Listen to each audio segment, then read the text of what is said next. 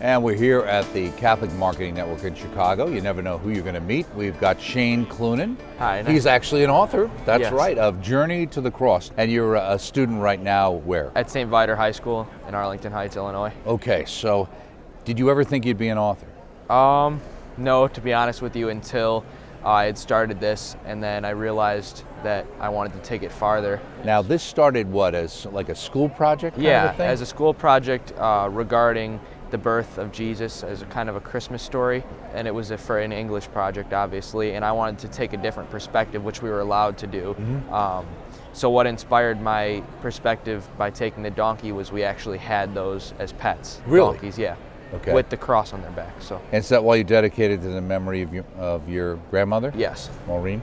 Yeah. So you said you wanted to take a different take on the Christmas story. What was that different take? The donkey's the narrator, and he's telling the story of Jesus' life through his eyes, which is unique. Yeah, definitely. Now, as far as the images that are in the book itself, how did those come about? It was actually my old art teacher that did the illustrations. He's a local artist, and I really looked up to him, so I asked him if he would do them for me. And at that point, I'd already written all the text, so I gave him what I had, and he worked with us to make images that corresponded to what it was. Now, did that happen as part of the school project, or once somehow? After. Okay, yeah. So you submitted this, and what was the reaction as far as the school project itself? They loved it, and I got a lot of encouragement, and I guess that's kind of how I got started in taking it farther. Okay, so who was it who first said, you know, maybe you should get this published? Definitely my parents. Okay. Proud parents, right? Yeah. They said, and so how'd you go about getting it published then? We just contacted people that were local and even some that weren't local, and the State Street Publishing contacted us quickly, and we met with them and went from there. So. Now, you're going into 10th grade, right? Yes. But you started writing this in 6th grade? Yes. Okay, how long did it take you actually to write it then? Well, it didn't take me too long to write it, but we went through some revisions. The first version, I only went to Jesus' birth. That's okay. And then I realized that it would be a more complete story if I went all the way up until Jesus' eventual crucifixion. Okay, now that's the same donkey? Yes. So I'd say all in all, it took about 2 years before it was printed. So what kind of attitude does the donkey have in the story? He's humbled, and he realizes that it's not about him, it's about the bigger picture and God's plan, and I guess that's kind of his characterization. Right. So what's it like to be a young author as you are right now? Here at the CMN, they had a book signing, and it was a big crowd coming to you, several hundred people, right? Mm-hmm. It's very cool. I get to do a lot of different and unique things and meet a lot of cool people, and I guess this is an example of that. I signed like 200 books last night, so that was cool. So do you have another idea for another book in mind? I do. I'm thinking my next book is going to be on the effects of bullying in schools, and just for younger readers as well, and try and put that. Have you experienced that and seen that in school? I've seen it, yes. Really? Okay. We'll look forward to that. Thank you so much, Shane. Thank You're an you for having inspiration. me. Talking with Shane Clunan about his book, Journey to the Cross. Hi, I'm Mary. And I'm Laura, and we're here today with the Culture of Life Studies program from American Life League. Now, the Culture of Life Studies program is an educational program to help you, parents and teachers, teach pro-life topics to your kids in kindergarten all the way through 12th grade. What we have here today with us is our euthanasia class unit study. It takes one class session for high school students to go through the topic of euthanasia, what the church teaches, that kind of thing. For kindergarten students, do you want to grab one of those? For kindergarten, we have, through 2nd grade, we have a unit study that uses picture books to teach kids about the culture of life. So really, our program is all about integrating pro-life topics in every subject and at every grade level. Oh, get the coloring book. We also have a coloring book. It's for before school starts, and it basically goes through different topics of the culture of life. So what does it mean to be a family? What's the importance of having a mother, having a father, and really relaying those key points of the culture of life, instilling that foundation so that when kids get older and to high school and beyond, that they can defend their pro-life beliefs, because they've had that solid formation from the very beginning. visit our website at cultureoflifestudies.com. And we are stopping by Paraclete Press here at the Catholic Marketing Network in Chicago. We see our wonderful friend, Donna Marie Cooper O'Boyle in the background. But first, we want to talk to Sister here. Hello. Okay, talk to us about Paraclete Press and what you have to offer. We found this past year, as many people have, the adult coloring books, particularly in the religious and Catholic market, have been very, very popular. And two things we're excited about this season, we've actually paired the coloring books with music. The idea being that this is a great opportunity for family catechesis.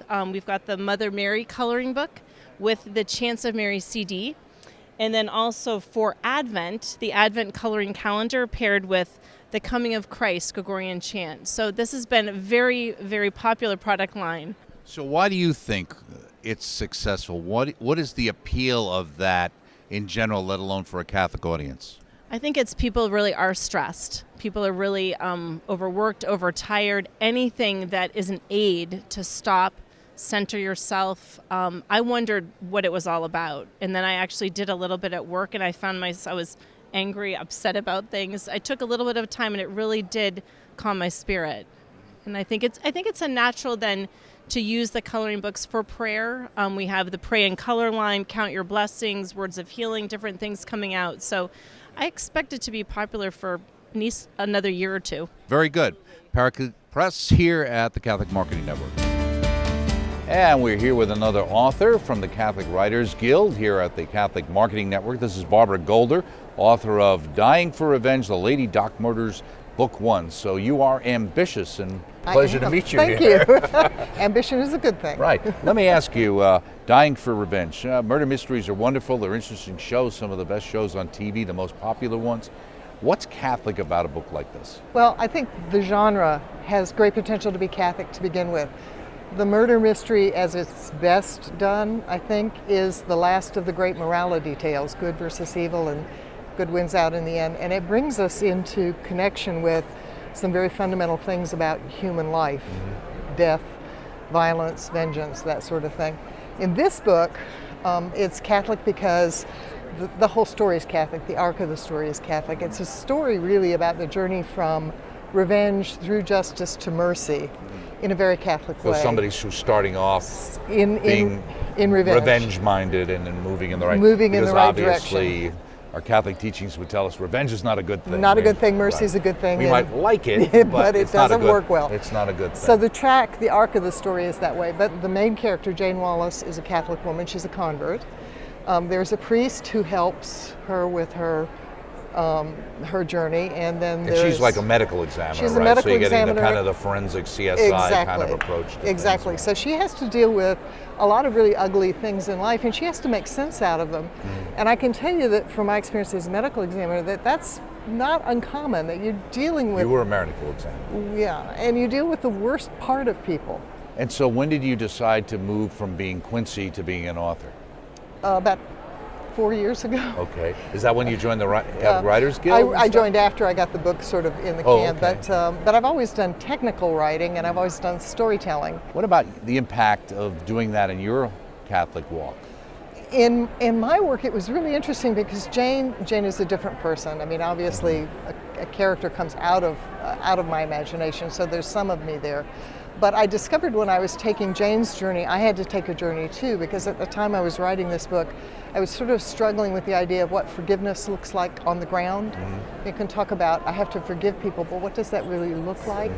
And I had to do some real work with my spiritual director about that issue, and I think it comes through here. So is it difficult for you? You go to, let's say, a crime scene or a murder scene or some situation maybe where you see how how they were treated when they were killed and the horror, and how did you deal with that pain? How did you deal with being able to do that without having that harden yourself? And I think that a lot of people do get hard, but I had to make sense out of that. I had to make sense out of a world that I saw as very brutal, some very awful things on a daily basis, and a God that somehow I knew was good. And I had to find a way to put that together. So it drew me into it. I don't think it does everybody, but it did me. So you wrote this book, basically had this put together before you joined the Writers Guild in the last 3 years. So when you started writing, How long did it take you to actually write the book? The first writing of the book, the first draft, took about a year. Nights, weekends. My husband was very indulgent because he'd be in bed and I'd be tapping away next to him. The rewriting took probably another year. My literary agent helped me find a developmental editor. Okay. And so I got like 32 pages of suggestions on how to make the book better. One of which was to remove the religion, which I didn't want to do. Right, okay. So. Gee, that sounds familiar. It does, doesn't it? Well, very good. Dying for Revenge, The Lady Doc Murders, Book 1. Barbara Golder, I should call you Doc. Thank you so much, Barbara. And stopping by here at our on-location special for Bookmark is Julie Dorch-Cragen, author of Talking to God, Prayers for Catholic Women, published by Servant. It's good to see you again. Good to see you we too, talked Doug. a couple of years ago about your Mary book, right? That's where you're right. visiting shrines Right, in the throughout the United US. States right now. Right, exactly. And I can tell you're not from New York. I think you're like from Nashville, aren't you? Yes, I am. And you actually run a bookstore in Nashville, I right? do. Now, this particular book, Talking to God, Prayers for Catholic Women. I mean, there's a fair amount of books dealing with moms and women. What did you think made this one you were called to put together, and how is this different in your mind? First off, there is a book for Catholic men, Prayers for Catholic Men by Mike Pacer from Servant also. Okay, right. And they wanted kind of a companion Oh, I piece see. to that. Okay. So what I did was when I put it all together, kind of in the same vein that Mike had put the men's together, I gave it to my youngest, I gave it to my middle age, I gave it to my mother, and they said, hey, why don't you add this? Why don't you add for the middle age and praying for a good spouse and praying to choose the right college. Even this one, when a pet has died. Yeah, and a lot of it comes from our encounters with people who come into the bookstore. They'll ask us to pray for them, and even like that is like, oh, I just lost my pet. Do you have something that would comfort me? Or I know someone who did. Do you have a card for a loss of a pet or a loss of a child or anything like that? And then, like I said, just the encounters you have, you realize how much people need prayer and how much they want you to pray with them and for them. Exactly. And this one that struck me here, when I need to ask for help. Yeah. Now, I would think that's probably one especially. Well, if it's directions, I'd say it's guys, but help, it's probably more the woman, right? Yeah. Well, and in all facets of our lives, I think it's important to know that we can talk to God about the smallest details or, really the big struggles that we have, the large struggles we have in life. So, and I love the way they formatted that book also, because like I said, a lot has to do with encounters, and it gives some space where you can actually write. I always ask the person's first name so that I can keep that intention within me throughout the day, and you can jot the name down, or you can write prayers of your own, add on to some of the prayers that are already in there. Well, one of the things I also noticed as I was juggling the book as we were getting ready to do the interview is that it is a small book, so it's something that the reflections are not that long. Was there a practical reason why you wanted to be so small? I definitely. I kept asking them, trim it down. They'd send me a larger size, and I said, trim it down. I'd like it to go in their purse. I'd like it to sit in the console of their car. Oh, that's a good to idea, pray right? throughout the day, not just. And a lot of times we pray throughout the day anyway. But even there's a page in there that my younger daughter said, please keep these in, of short prayers, just one-liners. There's a list of those, because I think it is important that we get in that habit of praying always. Like St. Paul says, pray always. And even if you can't verbally do it, I think sometimes, our actions, making that intentional action of Well, I know prayer. for my wife, she likes to keep some of these books in the car, because sometimes if she gets a moment to stop by the church or Eucharistic adoration or something, it gives her something to bring with her as well as a devotional while she might be there. Right, exactly. Thank you so much, Julie Dorch-Cragen, for stopping by, talking about the book Talking to God, Prayers for Catholic Women, published by Servant. And next up, we have Laura at the Midwest Theological Forum. Welcome, Laura. Hi, thank you, Doug. Thank you very much. We're local, Downers Grove, but EWTN catalog carries a lot of our books. Best-selling Handbook of Prayers. It has the Order of the Mass, the Anima Christi, the Memorare, Stations of the Cross, the Rosary. Really great staple book. Roman Missals, we do catechesis. Scott Hahn is one of our authors. So check out EWTN website or their catalog. They do carry most of our books. Thank you. We should have stopped here sooner. And stopping by here at the Catholic Marketing Network is Steve Dawson, and he's got a book, Catholic Street Evangelization, Stories of Conversions and Witness, and you were on Life on the Rock a few years back. That's right. Now, what is the deal with Catholic street evangelization? I mean, that's not something we usually hear. Evangelization we hardly hear. We hear about the new evangelization. That's right. So is this the new street evangelization? I don't know. I mean, street evangelization is as old as the gospel, right? I mean, I like to think of Jesus as one of the original street evangelists going out, or John the Baptist even before him, or the prophets of old even before them. For whatever reason, Catholics have lost the ability, I guess, to or the desire to do direct public evangelization out in the public square. And why do you think that is? I don't know. I think that it's for a lot of reasons, but instead of focusing on why, we just are focusing on let's get out there. Now, how many street evangelists are there? It started with you, right? So how many are there now? Well, that's a good question. I'm not exactly sure. Okay. I know we have 240 teams of evangelists, and each team could be from 2 people to 50 people. So how does one become a team member? So if somebody was out there and they said, gee, I want to participate in this, what do I do? So to become a team leader, they would contact us directly through our website usually, or pick up the phone and call us. And we would help them. We'd put them through online basic evangelization training, help them get started. Most of our teams are trained on our website. We have online digital videos and just all kinds of really good training. Although we do conferences all over the country. And what's your website? It's streetevangelization.com. Now, when we talk about street evangelization, are we literally saying like Frank Sheed or somebody? You talk about being in parks, including like stadiums and things like that. How does that work? I think in today's culture, at least here in the United States, like you said, Frank Sheed, they would get up on a soapbox and preach at the crowd, and then they get hecklers and engage the crowd. We do something a little bit more one-on-one. So what our teams will do is that we'll set up a table somewhere, and as people walk by us, we'll hand out rosaries and start conversations like with any people. Kind of place? Yeah, so anywhere where you have foot traffic. I mean, it could be a river walk or a park in front of a library. Some of our teams go in airports or just farmers markets, that sort of thing, in front of stadiums, wherever there's people, and it's usually a public area, so we can exercise our First Amendment rights there. Now, what's the deal with a half-eaten honey jar and a bunch of ants? What's that meaning is to your story? Yeah, so I put out a jar of honey one night on the counter, and the next morning you noticed a bunch of ants that had died in it.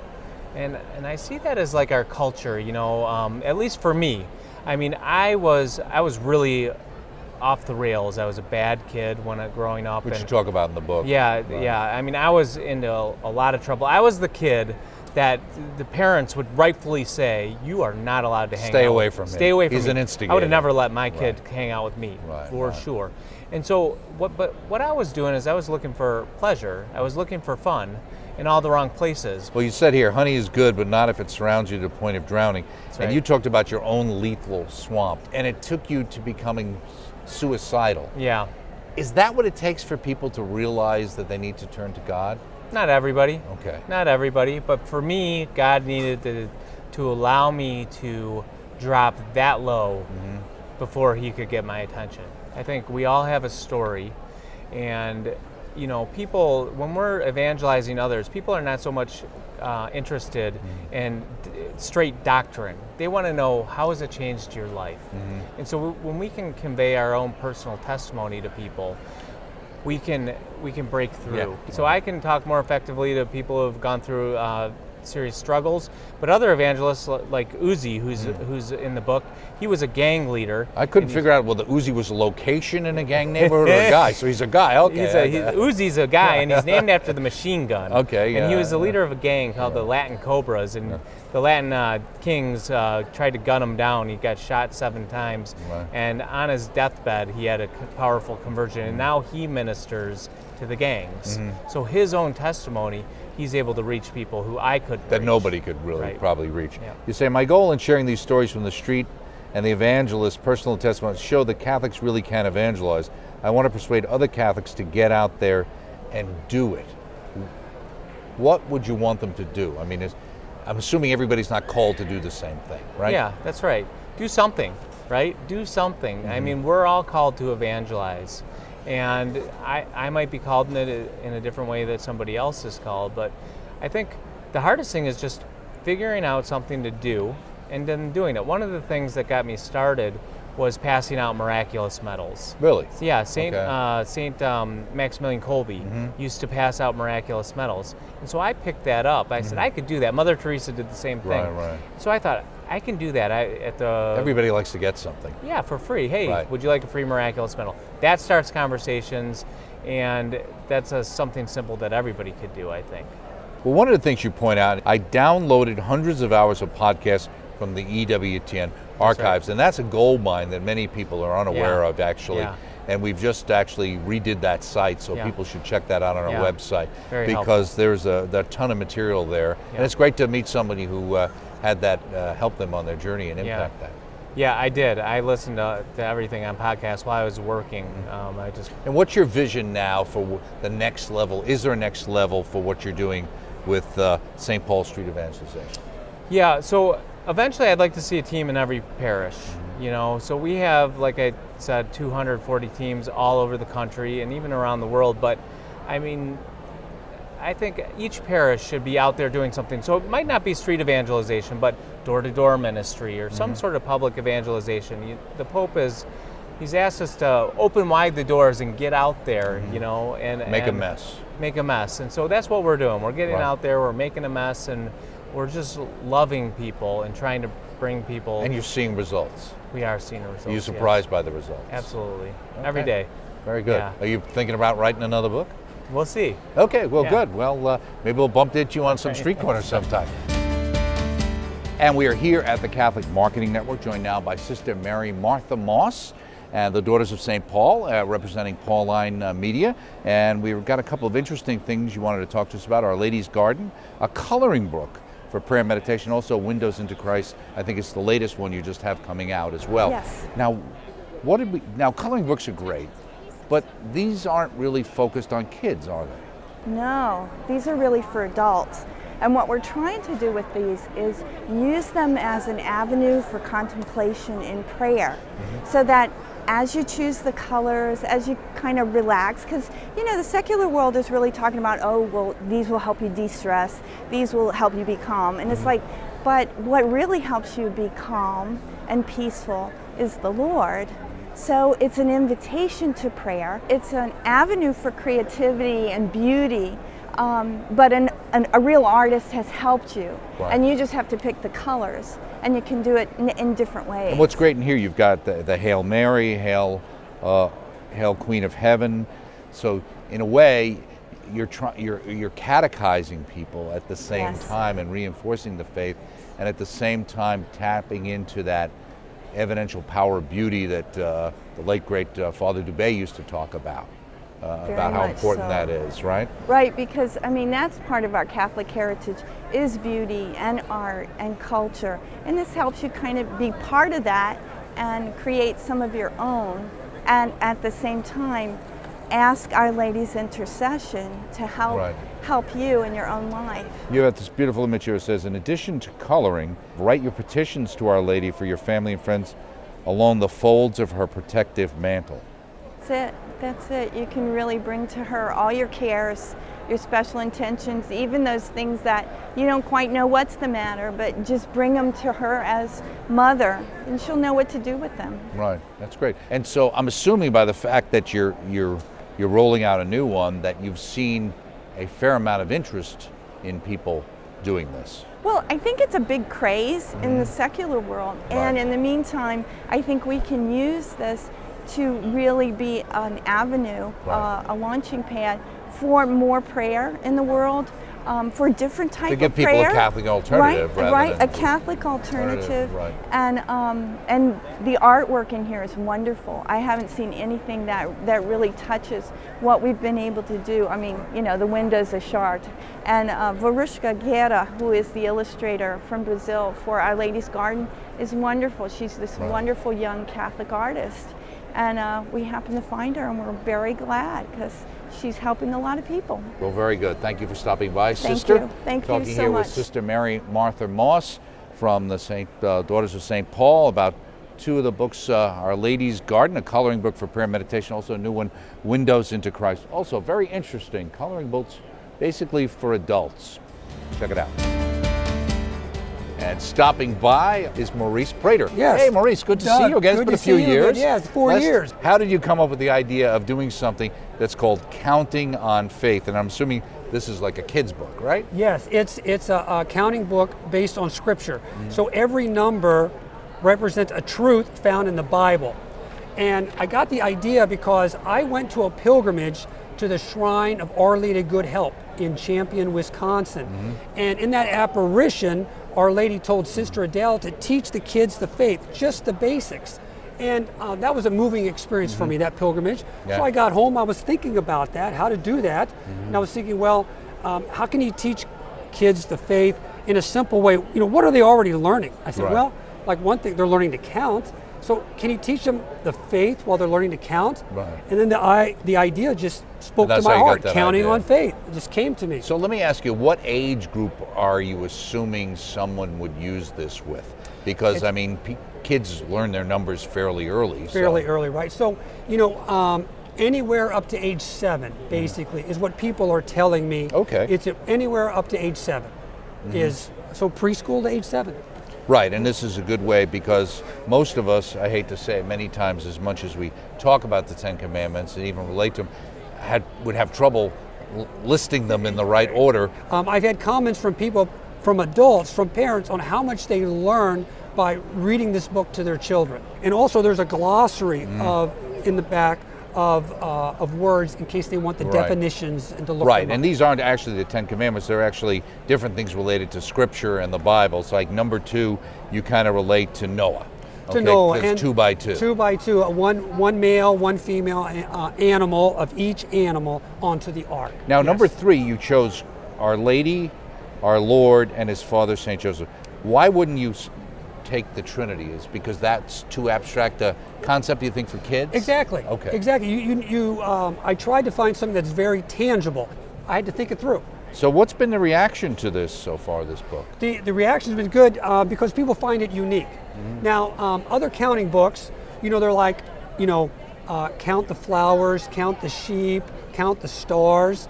But I wanted something a little more profound. It's like, why can't you, when you're learning to count, have it based on the Bible so that you learn your Catholic faith at the same time? And the Bible is completely Catholic. That's where we got the Bible from, is from the Catholic Church. Exactly. So it just fell into place after I went on that pilgrimage. Right, and it's just a natural way to do it without kids feeling like it's being forced on them, and it sounds perfect for like young children homeschooling, etc. Yes, exactly. As a matter of fact, the homeschooling market is a very big, you know, Seton homeschool. They carry the book, and it appeals a lot to the homeschool market. Yeah, and I can see a lot of parents, especially grandmas, maybe picking up something like this for their grandkids. You know, as a nice gift to give them to help them on their way. Yes, and like some of my friends, like, you know, who are grandparents, and their children who have young children aren't really involved in their faith. They're thinking, well, you know, this is another book. I can read it to my grandchild. It's kind of an innocuous way to kind of insinuate the faith in. Just to pick it up a little bit. Right. Well, good. Well, thank you so much, All Maurice. right. It's good to see you again. Doug, it's good to see you again. Maurice Prater stopped by. Counting on Faith is his book. And we're stopping by, seeing someone we know, Sister Mary Martha Moss with the Daughters of St. Paul, and this is the Pauline Books and Media. Sister, we had a chance to talk to you about some of your coloring books, but what are some of the other books that the Daughters of St. Paul are putting out? We have some great new titles that are coming out. First of all, you know, Bishop Sheen always talks about that little girl, the little Chinese girl that inspired him. The hosts were desecrated in her church and she went back 32 nights. Well, this is coming very, very soon. 32 Days, A Story of Faith and Courage. It's finally in print, so we're going to see a lot of people wanting that now. It's coming out in January, so that's one to look for. Now, closer to now is Mother Teresa's book, and it will be here for her canonization. So that Kolkata is how you really spell it, and a beautiful graphic novel of her life and her story, told from the point of view of the priest who often accompanied her, because she never went anywhere without a priest, so she could go to confession and, of course, Mass. Any other one you wanted to mention? Well, we have a lot of stressed Catholics. So Sister Mary Leah did a great book to help live the Beatitudes, so you'd be more blessed than stressed. And she does a beautiful treatise on that, very practical, very how you can live it out today. So who's the crabby mystic? That's Sister Mary Leah. That's her Twitter handle. And she's crabby and she's funny because she can look at life and the things that might make us crabby. Well, let's bring them to God. Let's find the good, and let's find where we can be more kind and gentle in our lives. Well, thank you so much, Sister, for your time, and there's nothing wrong with being crabby. I know that. We're here at the Catholic Marketing Network in Chicago. And we've moseyed down the aisle to visit our friends at Catholic Answers. Of course, a great radio program, great friends of ours. They also publish many books. We have Peggy Stenbeck, who's going to talk to us a little bit about some of the new works coming out from Catholic Answers, who's now that much more involved with publishing. Yes, absolutely. Our publishing arm is growing, and we're here to answer and defend questions about the faith. So we're happy to help anybody who has questions about the faith. What I'd like to show you is our new book by Trent Horn, and this is a great book, Hard Sayings. And it's a unique book because Trent tackles the difficult questions in the Bible. Why did God in the Old Testament order slaughter of a whole nation? A lot of people have those questions. So Trent goes through not only the difficulties, but some of the confusing passages in the Bible, and it's a great reference book. So this is new by Trent Horn. And I've seen Trent. I've talked to him before. He's featured on the radio show quite often. Very good. What's next? What do we got? Devin Rose, as you may remember, did a wonderful book called The Protestant's Dilemma. He was a convert to the Catholic faith, and he does a great job of explaining if Protestantism were true, then we would see this. However, if Catholicism were true, we would see this. Was such a great hit that he's done a second book with us, Navigating the Tiber. This is the kind of book that you could hand any family member, a friend who's a Baptist or a Protestant, and it teaches you how to talk to them based on what they believe and what's important to them. Is it sola scriptura? Is it the community of faith? And so it's a great reference for anybody who's struggling with family members who are not Catholic. I haven't seen that much water in the Tiber in all the years I've ever been there. It looks like since they flooded Nero's circus. What else you got? Jimmy Akin book coming out in the fall. Of course, everyone knows. We have to do Jimmy Akin. I love Jimmy Akin. So this is a great new book. Basically, people who want to learn about the faith, apologetic lessons, one per day for the whole year. So there's 365, plus we threw an extra one in for leap year. So each lesson, one short per page, so you can go through this year after year, and pretty soon you'll have the answers to defending the faith. Thank you so much, Peggy Stenbeck and Catholic Answers here at the Catholic Marketing Network. And stopping in our booth is Yvonne Florzak-Seaman, and an author. Yes. And people might recognize you from you having been on our Jim and Joy show. Correct. Popular with the Pintos. And you were talking about A Time to Speak, a healing journal for post-abortive women, and also A Time to Heal, learning how to play, laugh, and play again. Yes. Okay. And that's a 12-week Bible study. Correct. For women. Yes. So this is a healing journal for post-abortive women. I'm assuming you're talking out of your own personal experience. Yes, I am. Okay. I am. And now you're a convert to the faith, right? Yes. Okay. So what brought you into the church? Was it something related to dealing with abortion? It was on the 30th anniversary of Roe versus Wade. I went down to Washington for the first time in my life. And on my visit down there, I met Father Frank Pavone, and I met, Joe Scheidler, and these unbelievable leaders and prophets of God. And were you amazed that there were so many people in Washington, D.C. who you'd never see on TV or know if you read the local paper that they were there? Right. I was amazed by that, but I was more amazed by the fact that they were all Catholics. And they were actually preaching the gospel of Christ, because as a Protestant, I didn't feel that the Catholics really knew what they were ever talking about. And so what is a healing journal? When you came up with the idea, I'm assuming you came up with the idea of doing this, what was your goal, and what is a healing journal? Well, whenever you journal and you sit down and you start writing, it really can be very, very healing, in the sense that it allows you not to edit any words. You can just write as your heart is and your soul is moving you to do so. And I found that this was just a really good way of allowing post-abortive women who have been devastated by the aftermath of abortion to be able to go through this book and not have their words edited, not worry about what people are thinking of them, because for many of them, they have felt very judged by the pro-choice movement and unfortunately even by the pro-life movement. Right, you know? even if they don't mean to do it, Exactly, someday exactly. you can feel like now you've got Vicki Thorne who put the forward together, who's tied in with Project Rachel. Did you go through Project Rachel? Yeah, or it's deal very with Project interesting. Rachel? That was part of my conversion. After my experience with the 30th anniversary of Roe versus Wade, I met Vicki Thorne down there, and I actually went through the 5 steps of Project Rachel. And it was the 5 steps of Project Rachel that set me free. And it started the process of bringing me into the church. So how would you say, from the time you went through your abortion to the point that you realized that this was not something that had gone away, but that you had something to deal with? Was it immediate? Did it take a period of time? How long did it take you time to come to grips with that? 20 years. Really? 20 years of drug and alcohol abuse, dysfunctional relationships with both men and women, an absolute train wreck of a life. Right, okay. Living with shame, guilt, remorse, regret, 20 years of my life. Right, okay. So was there a moment in time that crystallized this as, I'm doing all these things and now I'm realizing what the issue is for me that I've avoided all along? The 30th anniversary of Roe You versus went there, Wade, that was when I well, went down to Washington. What made you go there in the first place then? It was by invitation through the Archdiocese of Chicago. Uh-huh. They had invited me to come down because I was working with them at the time. Okay. And so I went down there, and it was just a journey of so many different walks of life coming together for one cause, and that cause is to defend the rights of the unborn. Right. You say, looking back, I believe that God allowed me to survive those terribly painful experiences so that I might tell others about the consequences of abortion. People are watching. What should they know about the consequences of abortion from your perspective? That it's not a quick fix, that it's not a simple procedure, and life will never resume on Monday.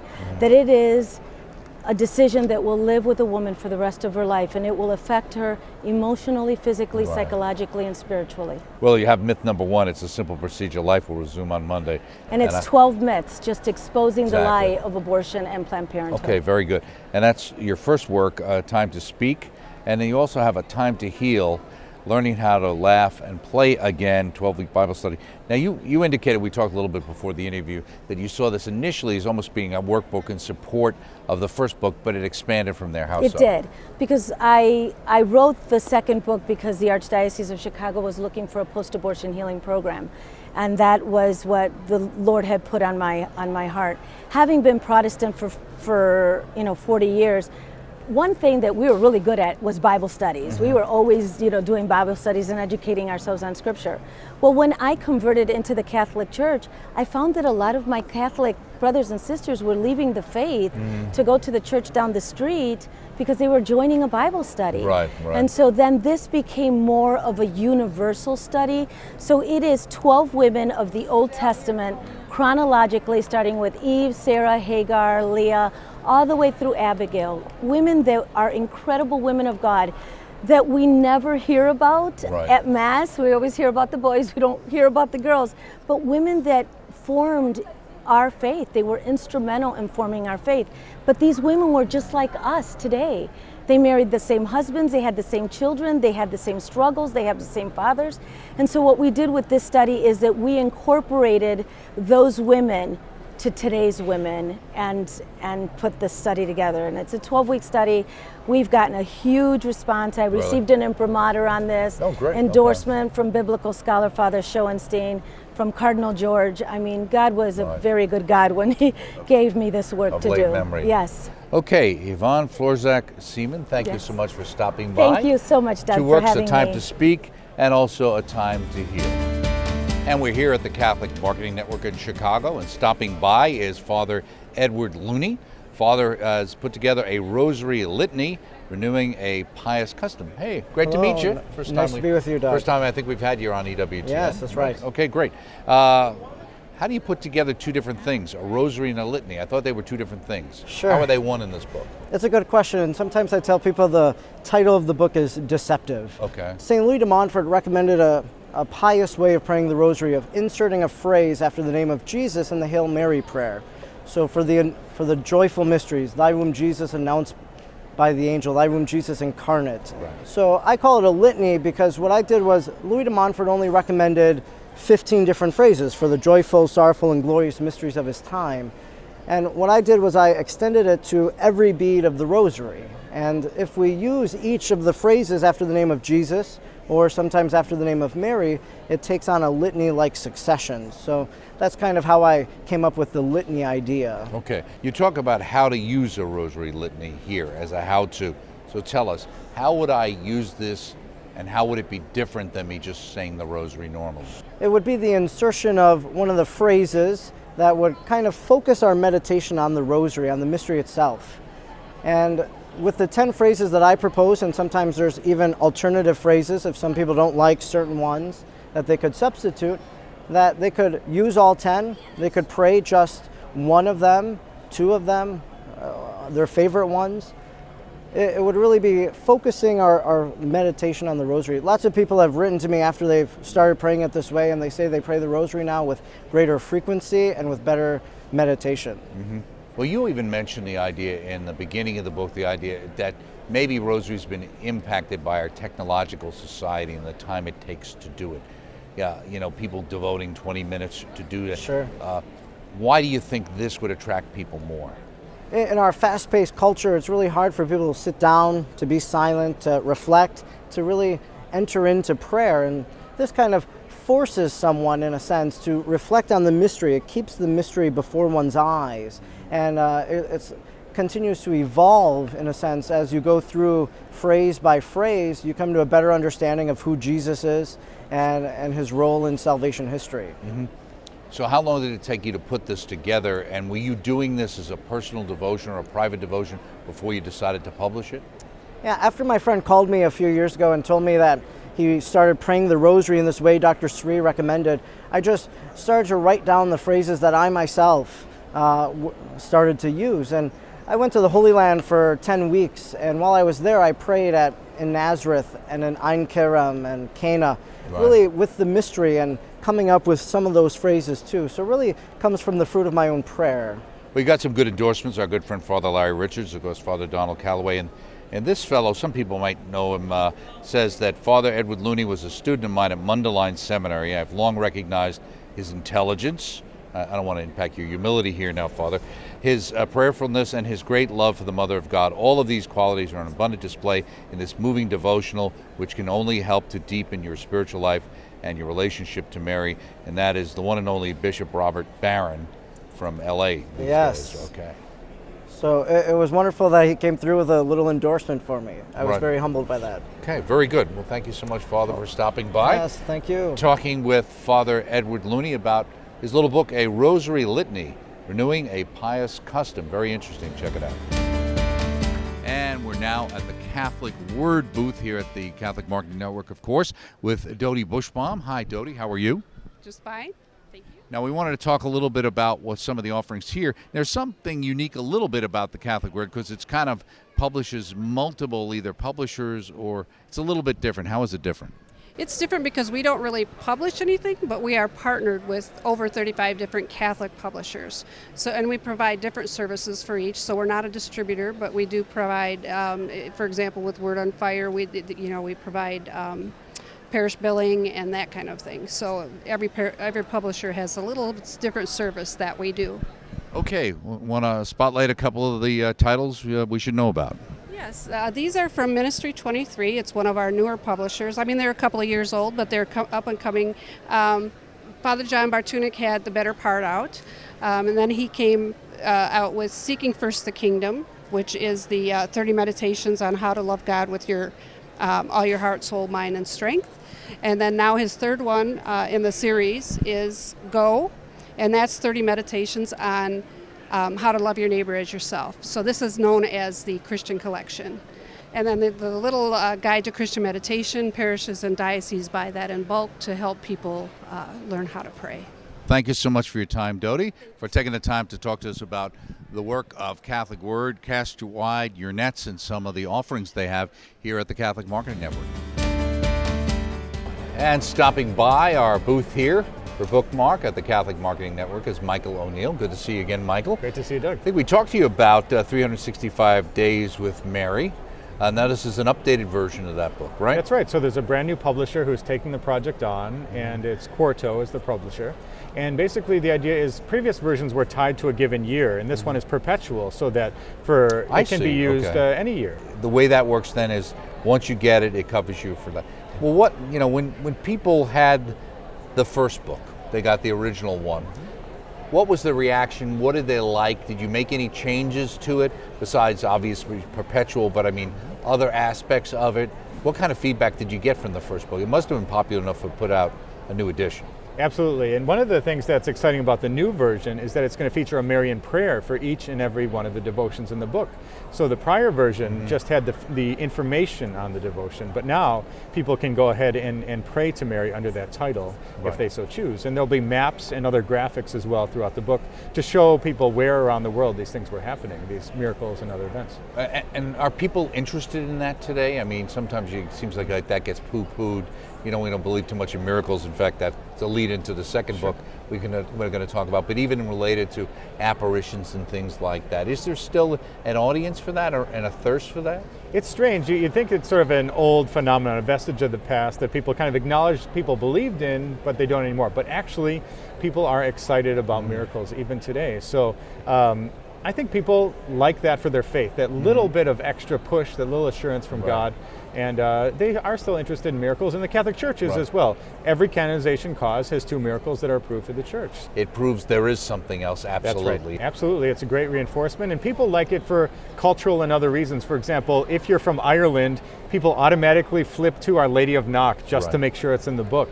People like to go to their birthday to find out what the Marian devotion is on their birthday. So there are different ways that people use the book, and some religious communities as well. They've told me that they flip through the book each night when they gather together and read the different Marian devotions. Do you ever get devotions. complaints from people who say, well, how come this wasn't in there? How come that wasn't included? Absolutely. You'd think that with 365 days, all the Marian devotions would be in the book, but there are still probably other hundreds that haven't made it in. So I do get requests for updates from year to year to put in different Marian devotions. So only approved stuff is the goal. So let's talk about as well miracles, exploring the miraculous, and by the Miracle Hunter. Is he here? That's what people call me, so I would say he's right here in front of you. It's okay. Now you got a forward by Dr. Mark Miravalli. Now, who is Cardinal Lambertini? I think it's a Lambertini. Who's Cardinal Lambertini? So that is Pope Benedict XIV before he took on that name. And what he did is he was very interested in miracles, actually, as a cardinal, as a bishop. And he wrote all these rules for the way the Church investigates and approves miracles. It's one of those things that are even used to this day. And we look at things like incorruptible bodies. Is that a sign of sainthood? And he says no, for example, only in the most perfect cases, like St. Andrew Bobola, who was preserved for so many years in such a state of perfection that was a sainthood miracle. But he wrote, Lambertini wrote all these rules and regulations down for the way the Church investigates miracles. When you're forward, you say the Church began with miracles and divine gifts, and being one, she continues the same. Miracles show that God is there, and I think that's the great thing. As Catholics, we all believe in miracles. I know you can put a different emphasis on it depending on your faith, but you have to believe in the incarnation. You have to believe in the resurrection in order to be a Catholic. And why would you not believe in those things and call yourself Catholic? So miracles are important to all Catholics, actually. So how did you get involved with this? How did you get involved with miracles? And here you are talking about David Hume and that whole idea. And you can understand why so much of the materialist approach to the world we live in comes out of the Enlightenment period. Hume is one. You even talk about Anthony Flew, at least before. He decided he wasn't quite an atheist anymore. This idea that Hume just basically says, well, there can't be miracles because there can't be miracles. Right. Yeah, there is a lot of skepticism and negativity towards miracles from non-believers. When I wrote that, or I helped write that National Geographic article that appeared in December, there were a lot of comments from atheists and non-believers on blogs and whatnot, people saying that, what is the National Geographic doing? Acknowledging that miracles can exist. So some people do not believe at all that miracles are even possible. But of course, as Catholics, miracles do a lot for our faith. Well, because if I believe there is a miracle, by definition, you have to know what's next. There has to be a God. That's right. And if there's a God, then what? Right, exactly. you say when you attended Stanford, I took a break from my engineering major and science classes, enrolled in an archaeology class. Why did you want to mention that in this book? Well, throughout my whole life, I did engineering, and so I had to show what was the turning point to go from engineering into this other world, which is the study of miracles. And it's not a normal pursuit, as you might want to comment on, but what got me going was I took this archaeology class, and I always had a love for Our Lady of Guadalupe and was curious about the tilma. Was it just this thing of legend, or was that a miracle that we could put our faith in? And so I explored that in the archaeology class, and that set me on this path to becoming the miracle hunter. So that was a pivotal moment in my research on miracles. Now, you talk about in the book, are miracles really that important? What should we do with miracles? Miracles or fraud? How does the church decide? You also talk about trends in claims of the miraculous. There's actually trends? I know every radio interview I'm on, people say, what are these trends? Is the Virgin Mary wearing a different outfit according to the... Is it a particular type of miracle that people tend to report? Or? So in that section, I talk about the preponderance of apparition and other miracle claims that have happened in the 20th century. So if you look from the Council of Trent, which happened in 1545 to 1563, that's when they set the rules of how to investigate these things. If you look from century to century, it's pretty flat. The data's flat. But when you look in the 20th century, there's a huge spike, and specifically in the 1980s to today, there's more miracles by far, double, triple, quadruple the number of miracles than ever before reported. Well, is that because there's more copycats and people see stuff because I know one of the things I remember talking to Father Benedict Rochelle about his wonderful book, A Still Small Voice, and he was always a big fan of Bernadette of Lourdes. And he pointed out that around the same time that Our Lady did appear to Bernadette of Lourdes, there were lots of other kind of copycat, quote unquote apparitions that weren't true. That's right. Because the devil likes to ape whatever God is doing. And exactly, I covered that in the book. Father Leonard Crowe was an early chronicler of these apparitions, and he said that there were approximately 30 times that other young girls came forward and said, I'm the new Bernadette. Right. And so people like that attention, that fame, that money-making that comes out of it. So the church has to be very careful and protect the faithful against these false claims that come out. Now, one of the things you talk about here is Eucharistic miracles, very popularized by our late great friends Bob and Penny Lord for many years on EWTN. And many people have said, well, why don't we promote more about these Eucharistic miracles? Here we are, not only talking about, in a sense, God's presence in our world, but the real presence, the core of Catholic teaching. Eucharistic miracles are fantastic. They're some of my favorites. Of course, I study Marian apparitions quite a bit, but Eucharistic miracles, I give talks around the country. People invite me to speak on this because it's so interesting, the intersection of faith and science. When you look at an apparition, you have to use the reliable testimony of a witness and say, does everything line up according to church teaching? Are they living a good moral life? Is there reason to believe? With Eucharistic miracles, science gets in there and shows that real body, real flesh and blood is found in a Eucharistic specimen. So that's one of these cases where science can establish whether something is a miracle, in fact. Well, somebody might be sitting here listening to you. I mentioned it, we went to Stanford and stuff and start saying, well, how's this kind of intellectual scientific guy, I mean, now he's involved with these vagaries. Aren't scientists very, very technical and very specific and need absolute proofs? Well, if you look at the Lourdes Medical Commission, for example, there have been thousands of cures throughout the ages. You have 8,000 medical cures in the queue right now that they're still looking at. Only 69 have been declared absolutely inexplicable medically. And so the church is very careful on these things. When you look at canonization causes, there's a huge medical commission for each and every one, and the miracles get thrown out that are brought to the table by these postulators throughout the world. So the church is so careful, and only the things that pass muster, these intense investigations, actually are considered. So the church uses science in the appropriate way in these circumstances. Now, in putting out a book like this, I'm assuming at some point, because I know there's a story in here about, I think it's about a woman who talks about her son who kind of looks up and sees the saints up above the altar. in a sense, and it's kind of like, well, is that a miracle? Is that theophany? What exactly is that? But I'm assuming somebody might say, well, my kid saw this and I saw that and I had a dream, but it really wasn't a dream, it was an apparition. You should look into that. Have you had a lot of people contact you like that? I have. At miraclehunter.com, I have a link to people can submit their miracle stories, and people do, and there are so many claims throughout the world. And when National Geographic published that article, that opened up for a worldwide audience, people sending me their incredible claims of dreams, of visions, of people rising from the dead, and people have shared those stories with me. I love getting those emails, but so many stories of miracles touching people's lives. They can be small miracles, conversions and other things that are smaller, less tangible, but there are big miracles. And there can be rational explanations for some. It doesn't mean it doesn't have a miraculous impact on somebody's life, and that's why the church is very careful about saying what something is absolutely something beyond the norm. People make the comment that the church is out to promote miracles and get people in the pews with miracles, but the church actually doesn't want to acknowledge miracles at all. It's because it distracts people.